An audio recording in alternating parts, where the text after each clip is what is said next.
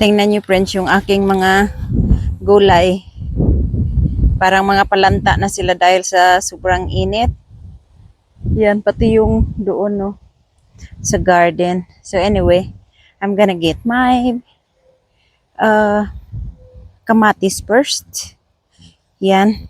Bukas siguro kukunin ko din yung kangkong pag sinipag ako, friends. Ayan, papakita ko pala sa inyo, friends, yung ating upo. So meron na tayong maliliit na tatlo. Ayun pa, isa. Ayan, no. Yan, ang ating upo. Yan, ito. So, tatlo lang sila. Ayan, tapos yung ating cantaloupe na super cute.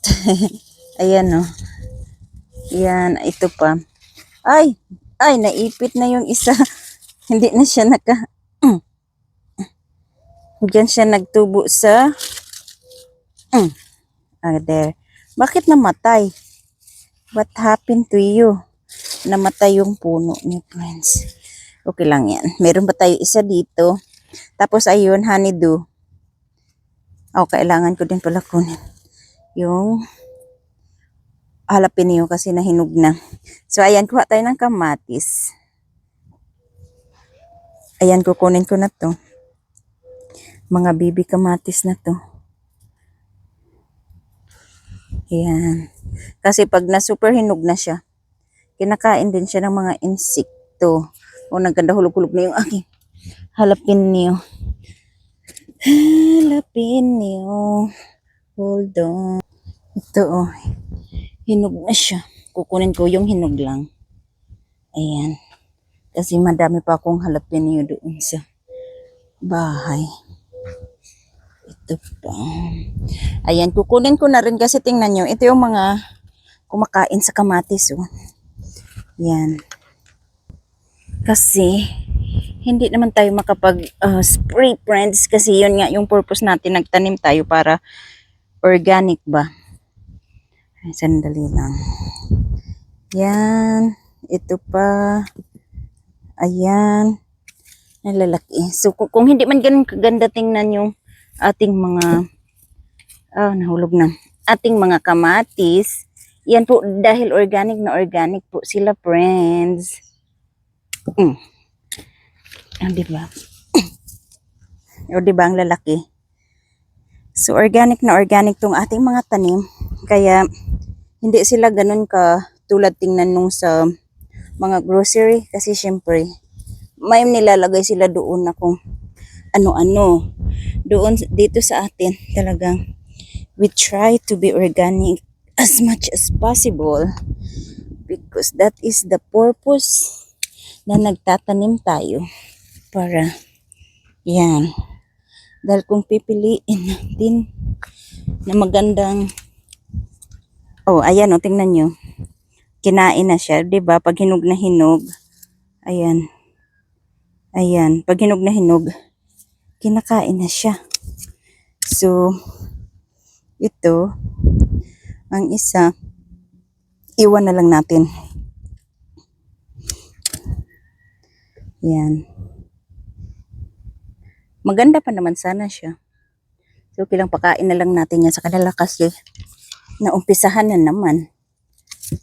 See? Kaya, ganito yung perfect na kukunin na sila para hindi malambot ba. Diba? Ayan pa. See? Ito. Kunin na rin natin kasi papatay na yung Dahil super init talaga ngayon dito sa Florida, friends. Tamad na ako mag-garden. And then, dahil tapos na tayo sa ating kamatis, kukunin naman natin ang ito, konti lang naman to, ang ating garlic. Ayan. Trinay ko siya, tingnan ko may laman. Hindi ko man makita kung hindi, kailangan bunutin ko ba? O see? Yan, garlic yan, hindi yan onion, nag-brown lang yan. Ito pa. Yan, garlic. Tinanim ko siya ng malalim, dapat hindi to siya malalim pala pag tinatanim. O diba, dahil hindi ako nakadilig, yung kangkong, yung kamuti natin ay nagluyos na. Ewan ko. Hindi man nalanta. Kasi ang nalanta, di ba nalata yun? Kung sa English pa, nag-wilt na ba? Yan. Sa Masbate nyo, naluyos. Ayan. Ang ating.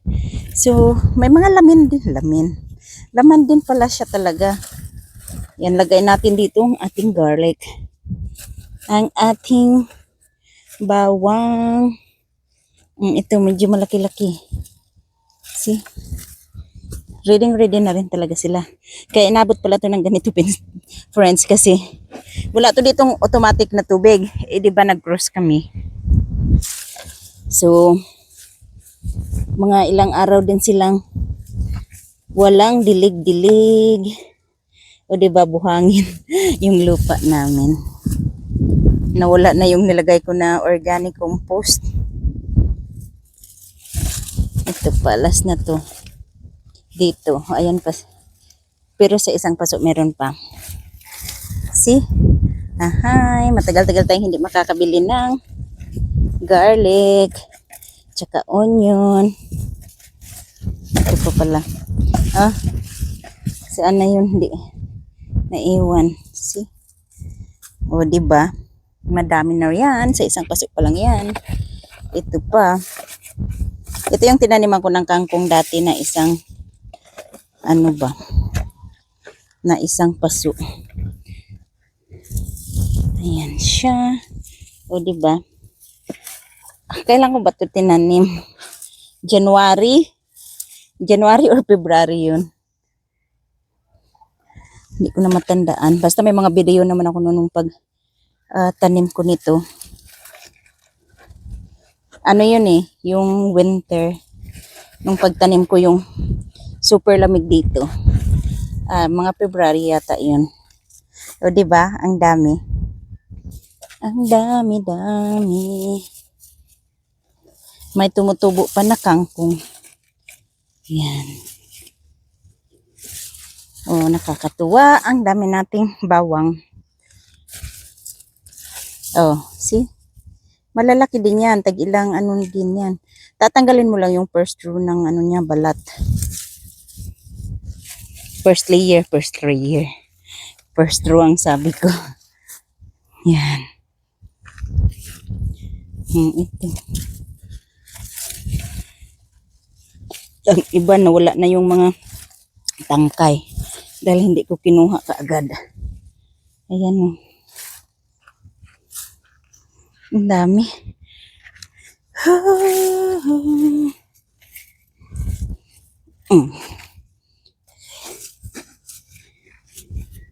Ang lalim ng pagkatanim ko, friends, sa kanila.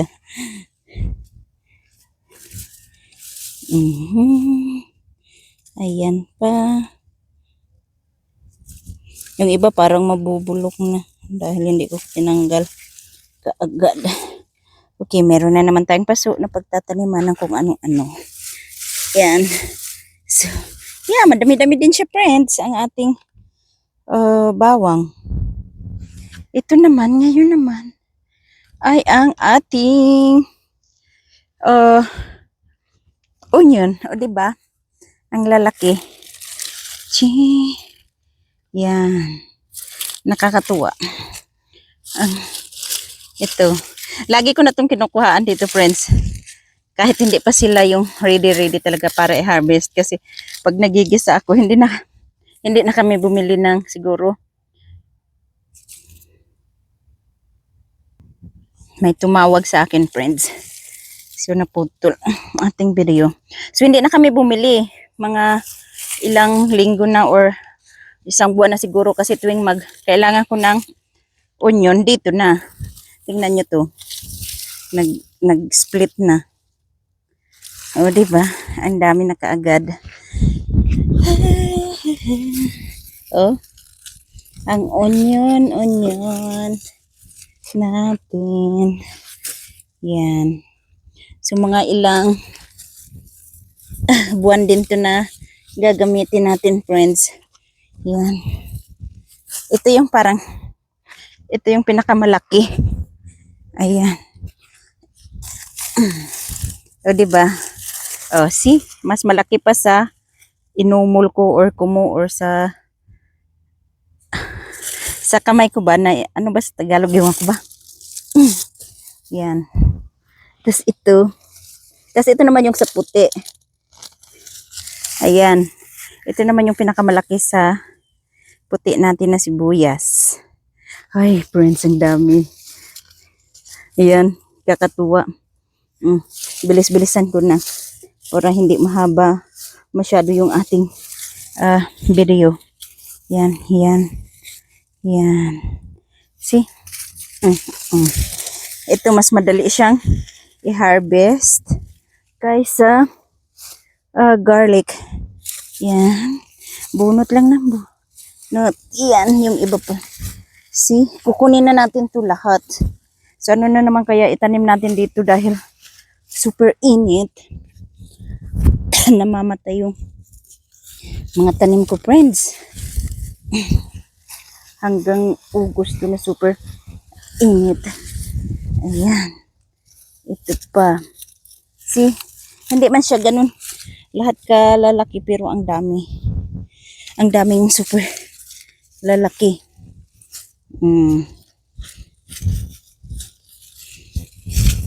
See? Yan.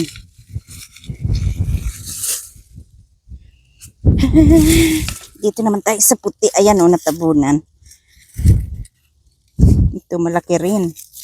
Yan. Super dami natin.